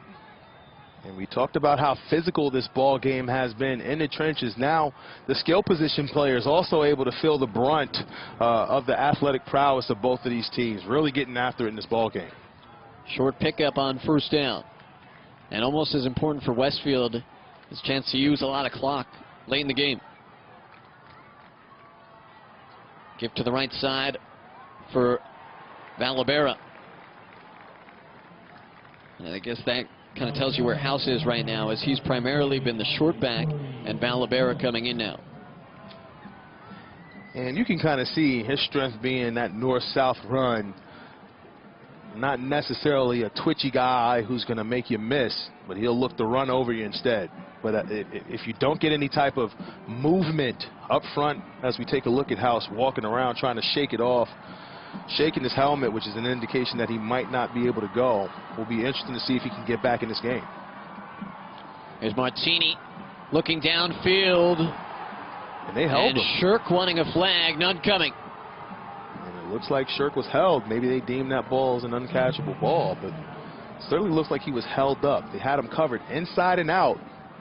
That outside guy certainly impeded his progress down the field. Now Westfield, who has been limited in the second half in that they've not scored at all. They've been shut out in half number 2. They're still holding on to that 2-point advantage, but give the ball back to Bridgewater-Raritan. Not a lot of time left in this ball game. If you're Bridgewater-Raritan, you'd love to get a big return here. Set yourself up with some decent field position. Give yourself a chance here. Atanasio ranging to his left, has a little trouble spotting it, and then lets it hit the turf. Keeps on rolling. Little body English as well from McDaniel. And that's why special teams are so paramount at this level. You just completely changed the game. And you didn't quite shut the door because you still have an opportunity to move the ball offensively if you're Bridgewater-Raritan. But, I mean, how far have they been able to do so in this ball game? They haven't had a lot of success driving the full length of the field here. And now you pin them deep, giving yourself an optimal opportunity to win this game. And the one big drive to bridge the 3rd and 4th quarter, but Bridgewater-Raritan likewise has also been limited offensively. 3:47 to go in a 2-point game. Atanasio empty backfield. Throws to the left side, overthrown, had Dan Ramirez wide open. Atanasio not able to step through that throw and get that full follow through to get that ball down. Ends up sailing on him, and he misses the wide open receiver. He gets that ball quickly to him with good velocity and zip. Gives him an opportunity to make a man miss and potentially get down the field. And that will make it 2nd and 10 for Bridgewater-Raritan. 3 receivers bunched to the near side.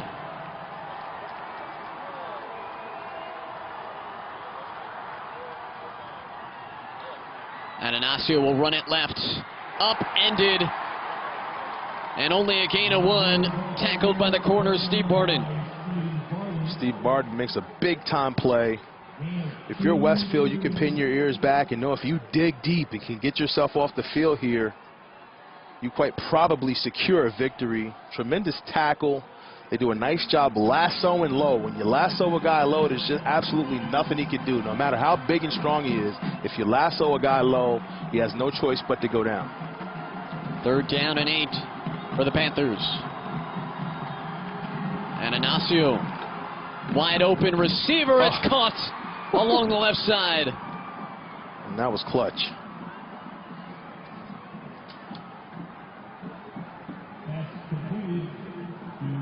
A clutch reception. You take a look at the play here. Receiver actually mistimes his jump. Almost doesn't quite catch that ball. Gets his fingertips on it, secures it. 2 feet in, dots the eye. And Colton Rosalind makes a tremendous play at 5'9", 148 pounds, and only a sophomore.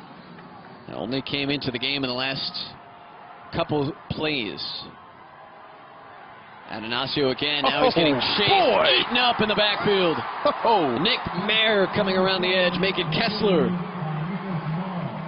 And I'll tell you, looked like a hyena on the back of a wildebeest the way he came off that edge and jumped on his back. That guy can pass rush, bends, dips the shoulder.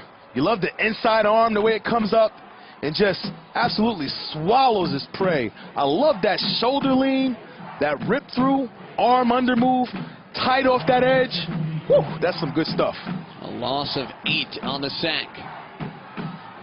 And Ignacio looking over the middle. There's a receiver in Verano. What a throw.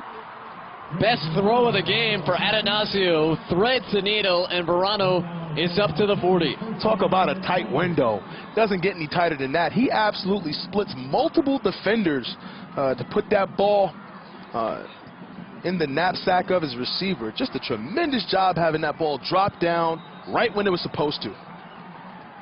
Flag down. A false start against Bridgewater-Raritan.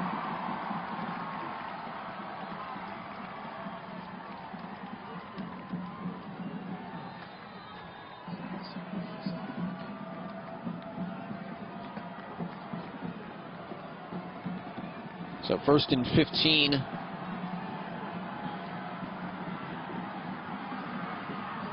And Ignacio going to run a little bit more, step up.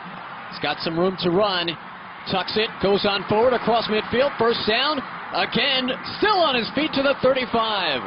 Wow. And that's a great play. He had to beat big bad Nick Mayer, number 54, and cross his face to get down the field as we have a player still down. Looks like Ricky Tate. But just a tremendous play of wizardry. Picks up 30 yards here, freezes the defense with the punt fake, continues to get down the field. And unfortunately for Bridgewater-Raritan, a flag and a holding penalty is going to bring that back. Man. Just watching the replay here, though. Look how he freezes the defense when he goes for the punt fake. Mayer's in pursuit, flinches just enough to allow the quarterback to get outside. Holding on the offense. Repeat 1st down. Ball's out of bounds. Wow.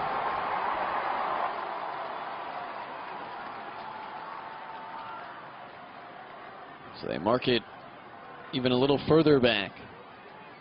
It was 1st and 15, now 1st and 18.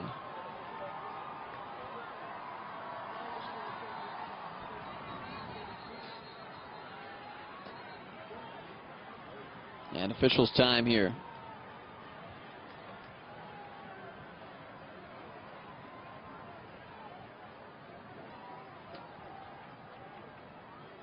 Not fully sure what the discussion is. Holding is a spot foul, so maybe they're trying to find exactly where the ball should be placed, what yard line it should be placed at. Well, I mean, first of all, who saw the hold? I think that's kind of what it comes down to. I mean, who saw the hold? Where did it happen? It's tough to locate it on that replay there. But I'll tell you, to take a big play like that off the board, a big explosive play, it's just it's tough to do unless it's clear cut. And, you know, from our vantage point, from our replays, we're having a tough time finding it. And a player down upfield as well. Just a lot going on right now, Matt. Yeah.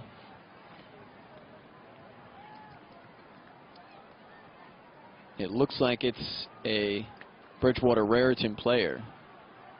I thought I saw an 8 on the jersey. Had me thinking it was Ricky Tate. Scott Bray, Bridgewater-Raritan coach in his 10th season. He graduated from Bridgewater-Raritan High School West in 1988. The schools later merged a couple years later in 1991 just to become Bridgewater-Raritan. And it is Ricky Tate as he's getting helped off now. And not a good sign for the Panthers. You hate to see that, especially this late in the season. To go out there and get dinged up. Hopefully it's a cramp or something like that. So injury to insult with him going down and a holding penalty on the same play. That negates a big gain for Bridgewater-Raritan. Atanasio nowhere to go. And again, Gagum in on the play. Atanasio had found something up inside. Gagum able to get over the top into that inside gap, slow down his momentum, keep him from possibly picking up a first because he had a full head of steam. 2nd and 16. Atanasio some time, now flushed out. Stiff arm, still on his feet. Atanasio will let it fly, incomplete. Was looking for Dan Ramirez. This may be one of the most active defensive lines I've seen in high school football this year. These guys just don't quit. They come from multiple angles. They run that little twist stunt inside where they mix you up, cross your face, little pick plays inside. They get off blocks. They fight with outside leverage, and they keep hunting.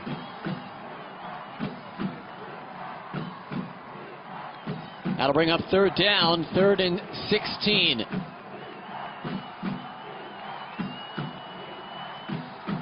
Atanasio looking for Uswick, complete at the 40. Uswick trying to shake out of it. And he's going to be well short.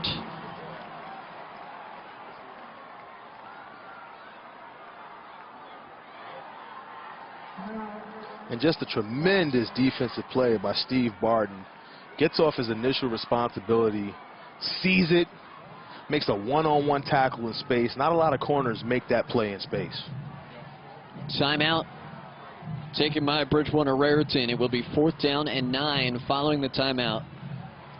And Todrick, with only 44 seconds left, they don't have to get a touchdown. They're down by 2. They have an excellent kicker in Justin David Ovitz. But obviously, first and foremost, you got to convert on 4th and 9. Yeah, you're right about that. And what do they do here? They haven't had a whole lot of success with, plays down the field. They've had a few big plays and plays where Anastasio has broken down the defense, found something, and utilized his feet. I don't see them electing to do something like that here unless he's just looking to extend the play and can kind of improvise. They've got to be able to get this ball down the field into the hands of their receivers, and unfortunately, they don't have Ricky Tate out there to catch the deep ball. They've utilized Uswick well in the second half as a receiver. Here's Atanasio, but he's getting chased. Atanasio nowhere to go, and the defense continues for Westfield to come up big. Jacob Dayan kept tracking back and trapping back. Him and Mayer team up to bring Atanasio down. Gagum and Mayer celebrating in the middle of the field. It's just a great shot. I mean, just look at the job these guys do. A tremendous job off the edge by 4, forcing things inside. Never gives up on the play. Actually puts that ball in the turf at the end of the play. It didn't matter because it was 4th down. I think he was down anyway. But they just took away any type of time that Bridgewater-Raritan would have needed to run a play and get that ball down the field. There was just no time. There's Dan, whose dad, again, is the linebackers coach for this Westfield team. And making the play that essentially clinches the championship for Westfield. Just tremendous pursuit off that edge. Force things away from where they wanted to force it. Looked like they were trying to get some motion to the right side of the field. Dayan immediately takes that option away, blows up the play. It just had no hope from that point forward. So Westfield, who did not score in the second half, they needed every ounce of their defense. And it was that front 7 and front 8 who dominated in the second half. And the countdown is on. The championship is won. And Westfield successfully back-to-back state champions.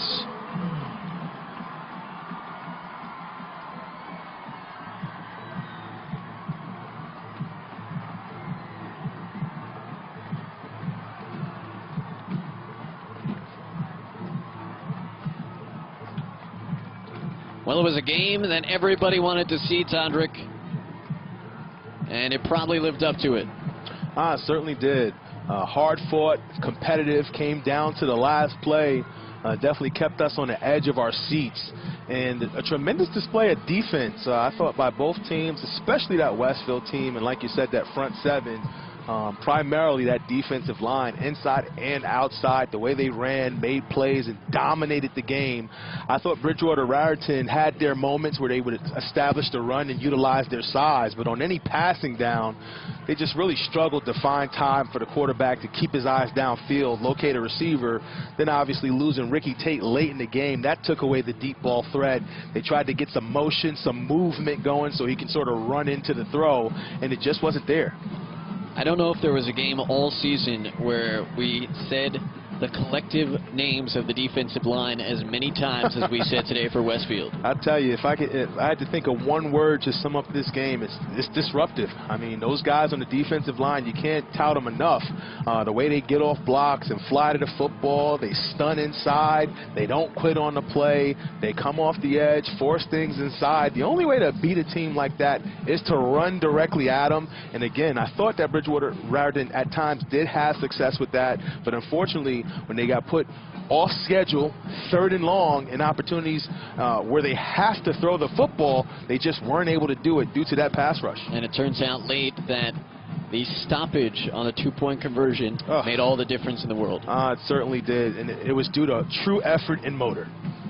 We'll be back in a moment. Again, the state champs, North 2, Group 5, Westfield by 2 over Bridgewater.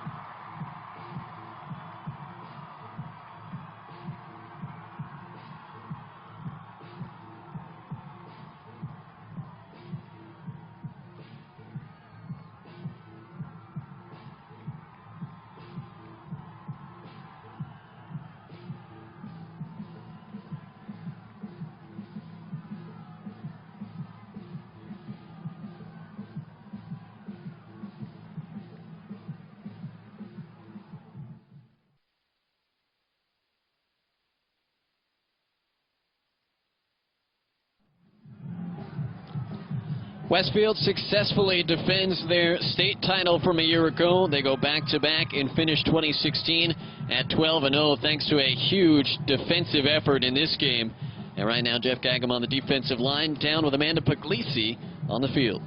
Thanks, Matt. You know, Jeff, you guys make it back to MetLife. You face Bridgewater-Raritan again. You guys beat them again. How does it feel? I mean, it feels outstanding because last year it was we lost Curry and everybody thought we couldn't do anything this year. So this year we just proved everybody wrong. We just kept doing what we did from last year's stage to pick us up to where we need to be today. You know, just like last year, your defense, you guys really stepped up. What was your game plan today? Since the beginning of Monday's practice, we all watched film on Bridgewater, all their games and everything you have to do, and we found out number 5 was the best player, number 8. So Coach Sarno and Coach Miller put up a game plan for us to study their plays and everything. And every time in practice, we'll just do stout defense every time just to know their plays and see what they can do if we stop them. You know, when you combine yourself and a player like Owen Kessler and Mayer, I mean, what is it about you guys that just makes you guys such a dominant line? Since the 3rd grade, we all been playing together since the period, little days or whatever. But then it's just every day in practice, we're just going at it back and forth, and we never stopped at all.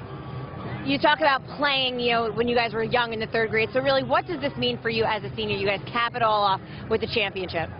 I mean, this is it. This is our last day of high school football. You got to soak everything in because if you think about the next day, we don't come back here anymore. It's just our last day of football. Guys together. Well, Jeff, you finish out as a senior here at MetLife as a champion. Congratulations. Thank you. Thank you so much. Matt, back to you. All right, thanks, Amanda. Jeff Gagum, who speaks as fast as he plays. Look at the final stats. Again, Westfield 15-13 over Bridgewater-Raritan today. Very good point. Not a whole lot of passing going on in this game, but the number that automatically jumps out, 5 sacks from Westfield, probably had about 3 to 4 times as many pressures, really got after it, made Bridgewater-Raritan one-dimensional, which essentially led to the win. So it was a matchup of 2 11-0 teams in a game as close as we could have anticipated and could have hoped for. Westfield won 10-7 a year ago, and today a 15-13 final score to be 2016 North 2 Group 5 champions. The defense was big when they needed to be. Kessler, Gagum, Mayer, all limited Nick Atanasio and company. And again, the Blue Devils of Westfield and Jim DeSarno, back-to-back state champions in North 2 Group 5. For everybody involved in our broadcast, with Todrick Hunt and Amanda Puglisi, as well as our producer Russ Relkin, I'm Matt Shortis saying so long. We'll catch you next time, and stick with us for the remainder of the Jersey State Championships here on News 12 Varsity.